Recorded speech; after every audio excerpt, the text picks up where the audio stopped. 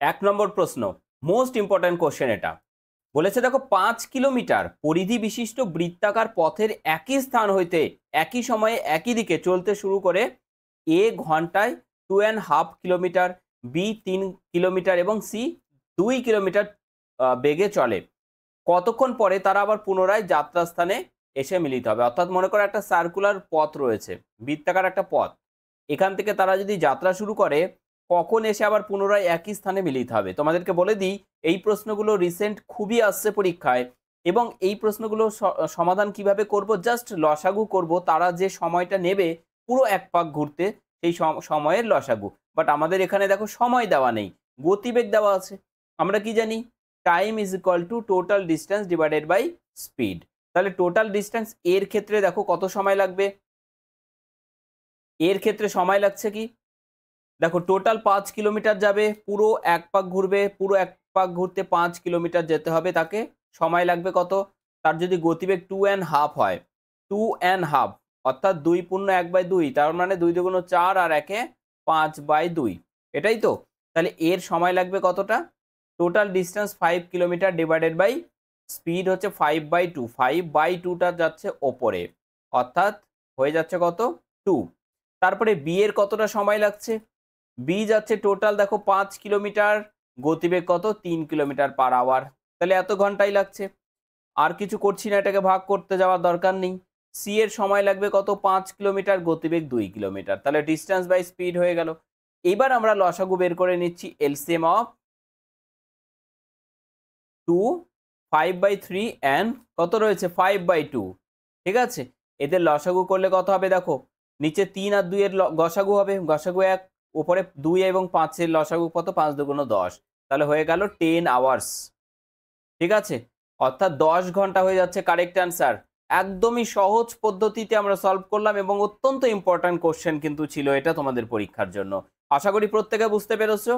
তাহলে আজকের এই সেশনে আমরা আলোচনা করব প্র্যাকটিস সেট 26 এ অত্যন্ত গুরুত্বপূর্ণ এই ধরনের প্রশ্নগুলো নিয়ে। অল্প কিছু প্রশ্ন আলোচনা করব, কিন্তু প্রত্যেকটা অত্যন্ত ইম্পর্ট্যান্ট প্রশ্ন। ঠিক আছে, তো ভিডিওটি শেষ পর্যন্ত প্রত্যেকের সঙ্গে থাকবে, শুধু তাই নয় প্রত্যেকটা প্রশ্নের অ্যান্সার প্রতিদিনের মতো তোমরা কমেন্ট সেকশনে নিজেরা দেবে। চলো দুই নম্বর প্রশ্নে যাব, তার আগে প্রত্যেকে বলবো যারা সেশনটি দেখছো কন্টিনিউ করবে এবং অবশ্যই সেশনটিকে লাইক করে চ্যানেলটিকে সাবস্ক্রাইব করে দাও। 2 নম্বর প্রশ্নে চলে এলাম আমরা, অত্যন্ত important question, ratio and proportion থেকে। 2900 টাকা, 2900 টাকা 4 জন পুরুষ, 6 জন স্ত্রীলোক এবং 8 জন বালককে এরূপ ভাগ করে দাও যেন প্রত্যেক পুরুষ প্রত্যেক স্ত্রীলোকের দ্বিগুণ ও প্রত্যেক স্ত্রীলোক প্রত্যেক বালকের 3 গুণ পায়। তাহলে প্রতিটি স্ত্রীলোক কত টাকা পাবে? তাহলে দেখো আমাদের প্রথমে রেশিওটাকে বের করে নিতে হবে। 4 জন পুরুষ, 6 জন স্ত্রীলোক এবং 8 জন বালক টাকা কিভাবে পায়? দেখো স্ত্রীলোক দ্বিগুণ পায়, প্রত্যেক স্ত্রীলোকের দ্বিগুণ পায় পুরুষ, এটা পুরুষ স্ত্রীলোক আর এটা হচ্ছে বালক। তাহলে পুরুষ পাচ্ছে দেখো কি? স্ত্রীলোকের দ্বিগুণ, তাহলে স্ত্রীলোক যদি 1 ইউনিট পায় পুরুষ পাবে 2 ইউনিট। এবার বলেছে কি বালক পায়, বালক যা পায় স্ত্রীলোক তার 3 গুণ পায়, তাহলে বালক 1 পেলে স্ত্রীলোক পাবে 3 ইউনিট। দেখো এটা দিয়ে এইভাবে গুণ করতে হয়, এই আর এই আর ওপরেরটা এই, তাহলে কত হচ্ছে? 3 × 2 = 6, আর এটা হচ্ছে 3 × 1 = 3, আর এটা হচ্ছে কত হচ্ছে? 1 × 1 = 1। তাহলে আমাদের রেশিও বেরিয়ে গেল, প্রত্যেকটা পুরুষ স্ত্রীলোক এবং বালকের রেশিও এটা, কিন্তু আমাদের একজন করে নয়, আমাদের রয়েছে 4 জন পুরুষ, তাহলে 4 × 6 = 4 × 6 কত হয়ে যাচ্ছে? 24। এখানে 6 জন স্ত্রীলোক, তাহলে 3 × 6 = 18, আর এখানে একজন, এটা 18, আর এখানে একজন দেখো রয়েছে 1 ইউনিট রয়েছে, 8 জন বালক, তাহলে 8 × 1 = 8। এটা হয়ে গেল টোটাল যে টাকা তার পরিমাণ। তাহলে কত হচ্ছে? দেখো 8 আর 28, 18 হচ্ছে 26, 26 আর 24 হচ্ছে যোগ করলে হয় কত? 50। তাহলে এই 50 মানে আমাদের দেওয়া আছে কত? 2900। ঠিক আছে, 50 মানে যদি এটা হয় তাহলে 1 ইউনিট মানে কত হবে? 0 দিয়ে একটা কেটে দিচ্ছি আর 5 দিয়ে, দেখো 5 দিয়ে 4 × 5 = 20, 5 × 8 = 40, 48। তাহলে 1 মানে যদি 48 হয়, ওহ এখানে একটা ভুল হয়েছে, 5 দিয়ে কাটছি আমরা, 5 দিয়ে 5 × 5 = 25, তাহলে থাকলো 4, 40, 5 × 8 = 40। তাহলে হয়ে গেল 58। আমাদের এখানে বলেছে কি প্রতিটি স্ত্রীলোক কত টাকা পাবে, প্রতিটি স্ত্রীলোক কত টাকা পাবে। দেখো প্রতিটি এখানে কিন্তু সবাই মিলে পাচ্ছে 18 ইউনিট, বাট প্রত্যেকটা স্ত্রীলোক কত পাচ্ছে ভালো করে খেয়াল করো, 3 ইউনিট করে পেয়েছিল। সো আমরা বের করব 3 ইউনিট মানে কত। দেখো 3 8 24 4, 3 5 15 16 17, 174 টাকা। আমরা যদি ভুল করে এটা বের করে দিই তাহলে অনেক টাকা বেশি হয়ে যাবে, বাট আমাদের প্রত্যেকটা স্ত্রীলোক কত পায় বের করতে বলেছে। সো আমরা 3 মানে কি সেটা বের করে নিলাম। 174 is the correct answer. Option C is the correct answer. আশা করি প্রত্যেকে বুঝতে পেরেছো। প্রত্যেকটা প্রশ্নের অ্যান্সার তোমরা কমেন্ট সেকশনে লিখো প্রত্যেক দিনের মতো, তবে তোমাদের প্র্যাকটিস বেটার হবে, কনফিডেন্স লেভেল বাড়বে এবং কনফিডেন্ট লেভেল গ্রো করাটা তোমাদের জন্য অত্যন্ত ইম্পর্ট্যান্ট। কোনো ব্যক্তির মাসিক আয় ছিল 13,500 টাকা এবং ব্যয় ছিল 9,000 টাকা। পরের মাসে তার আয় বেড়ে গেল 14% এবং খরচাও বাড়লো তার সাথে 7%। সঞ্চয় কত শতাংশ বাড়লো? দেখো ইনকাম হচ্ছে 13,500 এবং এক্সপেন্ডিচার খরচ হচ্ছে 9,000 টাকা। এবার এদের যদি আমি 14% বের করি আমার টাইম অনেক ওয়েস্ট হবে। তার জন্য আমি তোমাদেরকে সব থেকে সহজ পদ্ধতি বলে দিচ্ছি। রেশিওটাকে প্রথমে ছোট করে নাও, একদম ছোট করে নাও। দেখো 0 0 যাবে, 45 দিয়ে দেখো 45 দুগুণ 90 আর 45 দিয়ে 3 45 135 হয়ে গেল 3:2। এবার এটাকে আমি পার্সেন্টেজ যেহেতু বের করব, তোমাদের সাজেস্ট করব এটাকে 100 দ্বারা গুণ করে 300:200 করে নাও। দেখো এবার মজার কিন্তু হয়ে যাবে অঙ্কটা, ঠিক আছে, অত্যন্ত ইজিতে হয়ে যাবে। দেখো 14% আমাদের বের করতে বলেছে, এবার মুখে মুখে করতে পারবে কিনা চেক করো। দেখো 100-র 14% মানে 14 টাকা, তাহলে 300-র 14% মানে 3 14 42, তাহলে টোটালে গিয়ে দাঁড়ালো 342 টাকা। প্রথমে ভাবতে পেরেছিলে 13,500-র 14% বের করে এত সহজে মুখে মুখে করতে পারবে? ঠিক আছে, প্রত্যেকটা অঙ্ক খুব সহজ পদ্ধতিতে আমরা সলভ করব। প্রত্যেকটা ক্লাস তোমরা ভালো করে দেখবে এবং প্রত্যেকটা প্রশ্ন তোমরা নিজেরা ভালো করে প্র্যাকটিস করে নেবে। ঠিক আছে, পিডিএফটা যদি পেতে চাও তাহলে এনএস ক্যারিয়ার একাডেমি মোবাইল অ্যাপ্লিকেশনটা ইনস্টল করে নেবে। সেখানে দেখবে ফ্রি পিডিএফ বলে একটা ফাইলের মধ্যে সব পিডিএফগুলো প্রোভাইড করা আছে। এবার দেখো 7% বৃদ্ধি এটা পেয়েছে, তাহলে 7 দুগুণ 14, 100 টাকায় 7 টাকা, 200 টাকায় 14 টাকা, দ্যাট ইজ 214 টাকা। কত টাকা দেখো তো এখানে বাড়লো?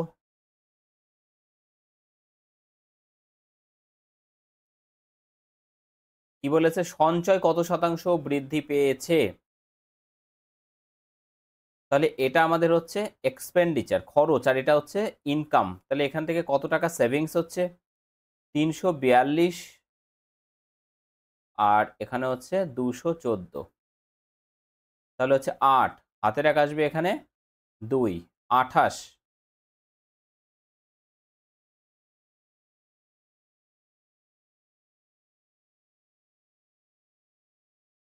128, ঠিক আছে, 128, তাহলে 128 বেড়েছে, সেভিংস হয়েছে।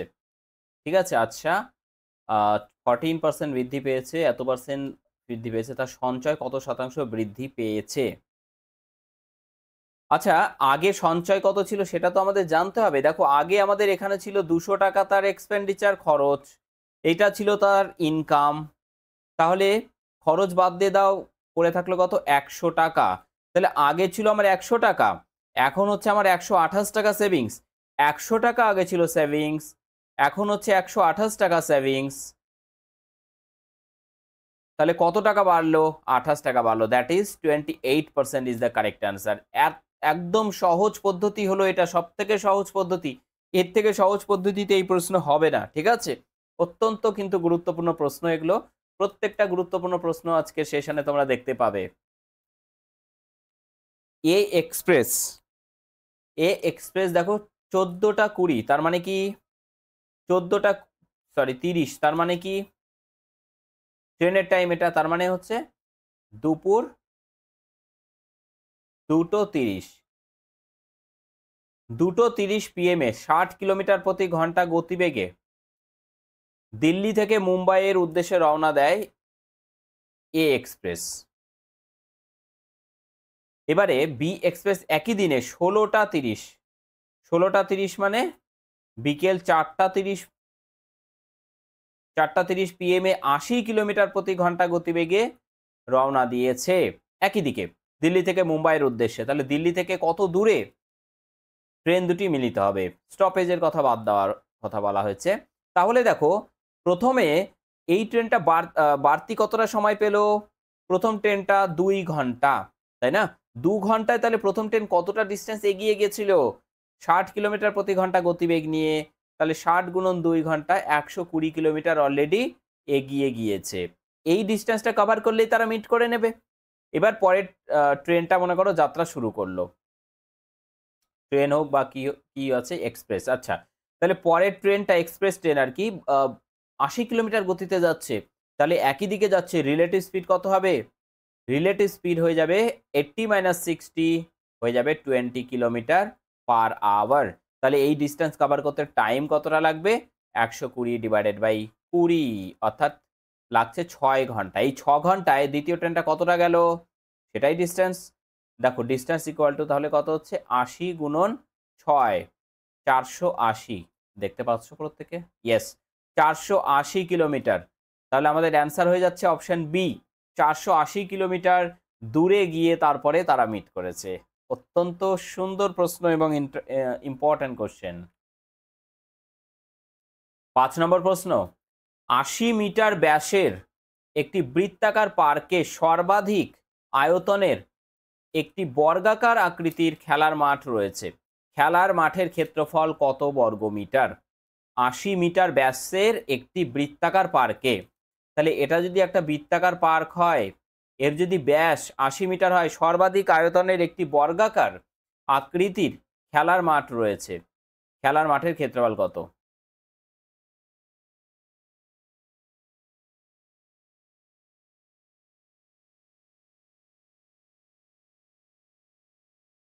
দেখো বর্গাকার সেই মাত্রা এরকম হবে,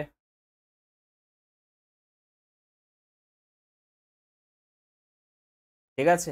এটা যদি মাঠ হয় তাহলে এর বাহুগুলো দেখো কোনোভাবেই হচ্ছে না। আমরা কর্ণটা যদি দেখি, এক সেকেন্ড ভাই, হ্যাঁ, আমরা যদি কর্ণটা দেখি, দেখো এই কর্ণটা কি হচ্ছে, এটা হচ্ছে বর্গক্ষেত্রের কর্ণ, যেটা আবার এই বৃত্তের কি, এটা বৃত্তের ব্যাস। আমাদের বলেছে 80 মিটার ব্যাস, ঠিক আছে? এটা যদি এ হয়, এটা যদি বি হয়, আর এটুকু যদি আর হয়, তাহলে এবি ব্যাস হচ্ছে 80, ঠিক আছে? তাহলে আর সমান কত হবে, আর সমান হচ্ছে 80/2 অর্থাৎ 40, ঠিক আছে? আরো একটা জিনিস দেখো, এখানে বলেছে কি, এই যে কর্ণ, এটা হচ্ছে কার, বর্গক্ষেত্রের কর্ণ। বর্গক্ষেত্রের কর্ণ মানে কি, যদি বাহু এ হয় তাহলে বর্গক্ষেত্রের কর্ণ কত হয়, কর্ণ হয় a√2। a√2 সমান কত, টোটাল হচ্ছে 80, তাহলে a সমান কত হবে, 80/√2। ওপরে √2, নিচে √2 দিয়ে যদি মাল্টিপ্লাই করি, তাহলে ওপরের নিচে কত হচ্ছে, 80√2, আর নিচে হচ্ছে √2 × √2 করলে 2 হয়, তাহলে 2 দিয়ে কেটে দিলে কত, 40, অর্থাৎ হচ্ছে 40√2। দেখতে পাচ্ছ, 40√2। এটাও কি, এটা হচ্ছে বেরিয়ে গেল আমাদের বর্গক্ষেত্রের বাহুর দৈর্ঘ্য। এবার খেলার মাঠের ক্ষেত্রফল কত, তাহলে বাহুর দৈর্ঘ্য যদি এ হয়, that is area equal to what, A square, অর্থাৎ 40√2 × 40√2।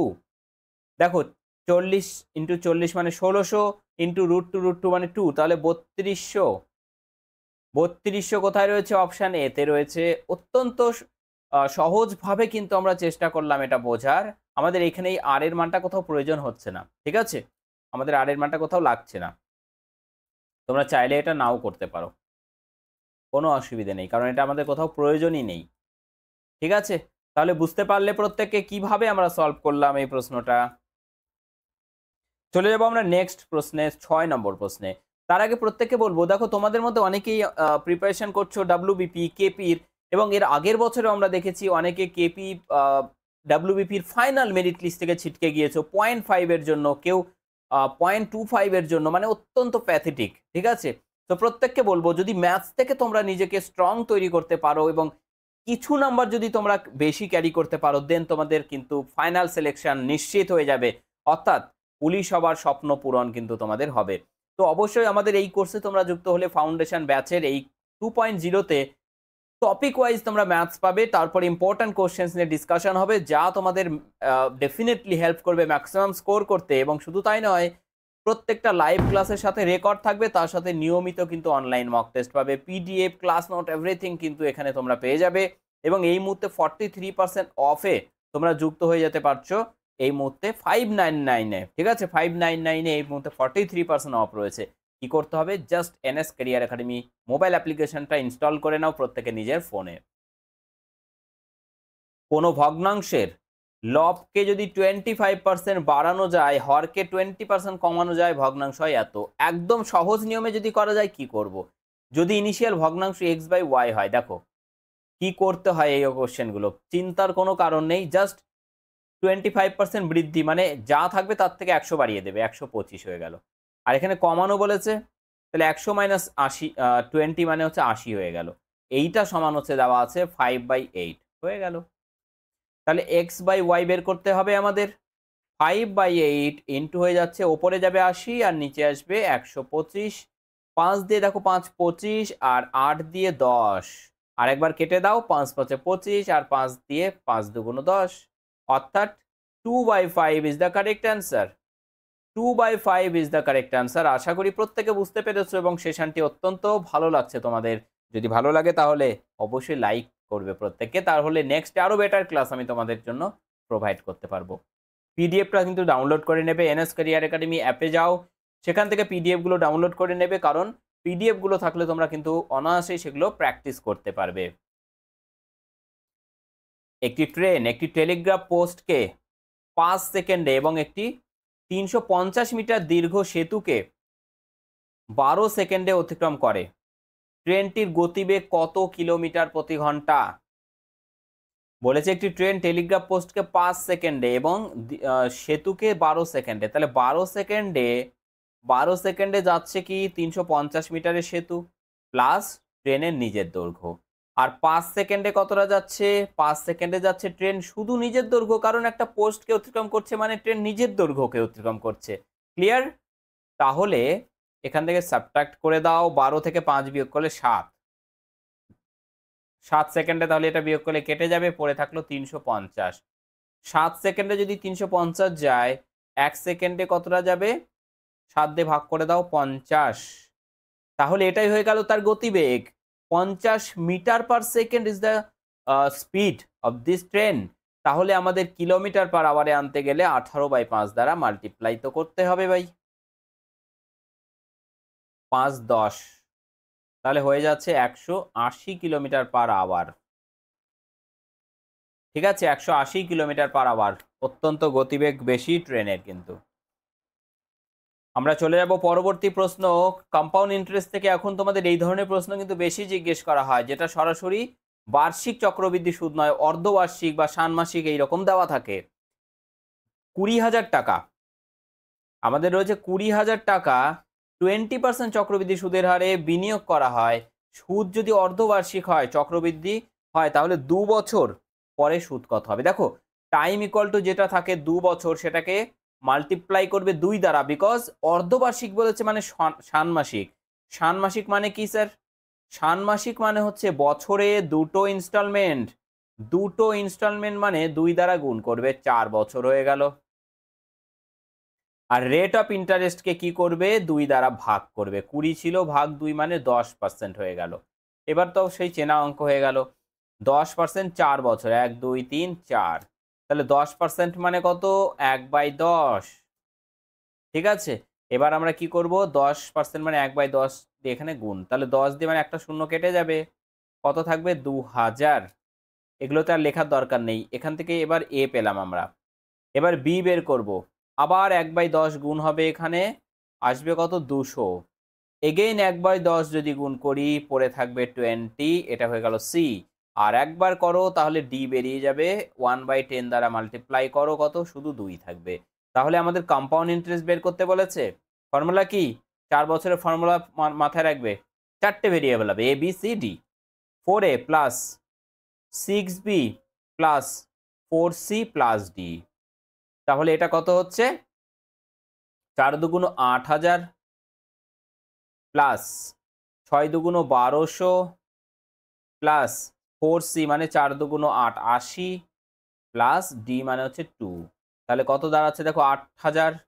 9200, 9280 আর 282, তাহলে 9282 অপশান ডিতে। ইন্টারেস্টিং কোশ্চেন ছিল, এতটা বড় ক্যালকুলেশন, বাট আমরা কত ইজিলি সলভ করলাম এটা। ঠিক আছে, কম্পাউন্ড ইন্টারেস্ট হোক বা সিম্পল ইন্টারেস্ট হোক, কোনো কোশ্চেনই কিন্তু জটিল হবে না যদি আমরা প্রপারলি সলভ করতে পারি। নিয়মিত ক্লাস যারা ফলো করো তারা অবশ্যই এই কোশ্চেনগুলো অ্যাটেম্প করতে পারবে তোমরা পরীক্ষায়। এবং এই যে প্রশ্নটা রয়েছে প্রফিট অ্যান্ড লস থেকে, দারুণ প্রশ্ন এটা রয়েছে, দেখো ভালো করে। একজন দোকানদার একটি পণ্যের ধার্য মূল্যের ওপরে 10% ছাড়ের অনুমতি দেয়, এখনো 17% লাভ করে। যদি তার ধার্য মূল্যের ওপরে আবার 15% ছাড় দেয়, লাভের শতাংশ কত? দারুণ প্রশ্ন এটা। দেখো, mark price, selling price and cost price. দেখো প্রথমে বলেছে কি 10% ডিসকাউন্ট। 10% ডিসকাউন্ট মানে 1/10, তাহলে 10 টাকা যদি আমার মার্ক প্রাইস হয়, তাহলে সেলিং প্রাইস কত? 10 - 1, 9 টাকা।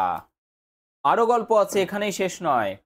এবার বলেছে দেখো, যদি 17% এখনো লাভ হয়, 17% মানে 17/100, তাহলে নিচেরটা যদি আমি সিপি ধরি 100 টাকা, তাহলে সেলিং প্রাইস কত হবে?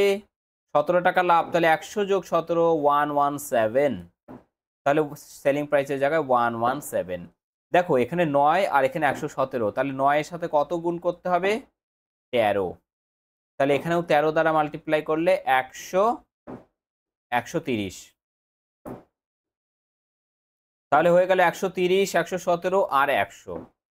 ঠিক আছে, এবার বলেছে ধার্য মূল্যের ওপরে আবার 15% ডিসকাউন্ট দিবে। তাহলে 130-এর ওপরে যদি 15% ডিসকাউন্ট দেওয়া হয়, তাহলে যে নতুন সেলিং প্রাইস হবে সেটা কত হবে? দেখো 100 টাকা দাম হলে 15% ডিসকাউন্ট মানে 85। ঠিক আছে, তাহলে এই একটা 10 কেটে দিলাম। দেখো 5 দিয়ে কাটলে নিচে 2 হবে, পরে আবার ভাগ করতে পরিশ্রম হবে, কোনো দরকার নেই। আমরা কি করব? ওপরে গুণ করো। দেখো 5 13 65, 5 হাতে 6, 8 13 104 আর 6 110, 1105 ভাগ 10 হয়ে গেল, অর্থাৎ কত? 110.5 টাকা। দেখো কেনা দাম ছিল 100 টাকা, বিক্রি করছি 110.5 টাকা, তাহলে মোটের উপরে লাভ হলো 10.5, তার মানে 10.5% প্রফিট। অনেকগুলো ডেটা কিন্তু এখানে ইউজ করতে হলো, বাট কতটা সহজে আমরা কিন্তু এটা সলভ করে ফেলতে পারলাম, তাই না? চলে যাব আমরা নেক্সট প্রশ্নে, 10 নম্বর প্রশ্নে। বলেছে একটি ট্রেন নির্দিষ্ট গতিবেগে 100 কিলোমিটার পথ অতিক্রম করে। গতিবেগ 15 কিলোমিটার ঘন্টা যদি বেড়ে যায়, তাহলে ওই দূরত্ব অতিক্রম করতে 20 মিনিট সময় কম লাগে। প্রাথমিক বেগ কত? প্রাথমিক বেগ যদি x কিলোমিটার পার আওয়ার হয়, তাহলে দেখো 100 কিলোমিটার পথ সময় লাগবে প্রথমে এইটা। গতিবেগ এবার বেড়ে গেলে x প্লাস 15 হয়ে যাবে, তাহলে ওই 100 কিলোমিটার বাই কত? x প্লাস 15, এইটা টাইম এখন লাগছে, তাহলে এই ডিফারেন্সটা কত হয়ে যাচ্ছে? 20 মিনিট বলেছে, তাহলে 20 মিনিট ভাগ 60, তাহলে হয়ে গেল ঘন্টা। কেটে দিলে ওপরে 1/3, 3 দিয়ে উপরে সবাইকে গুণ করে দাও, তাহলে দাঁড়াচ্ছে 300/x মাইনাস 300/x প্লাস 15, তাহলে সমান হচ্ছে 1।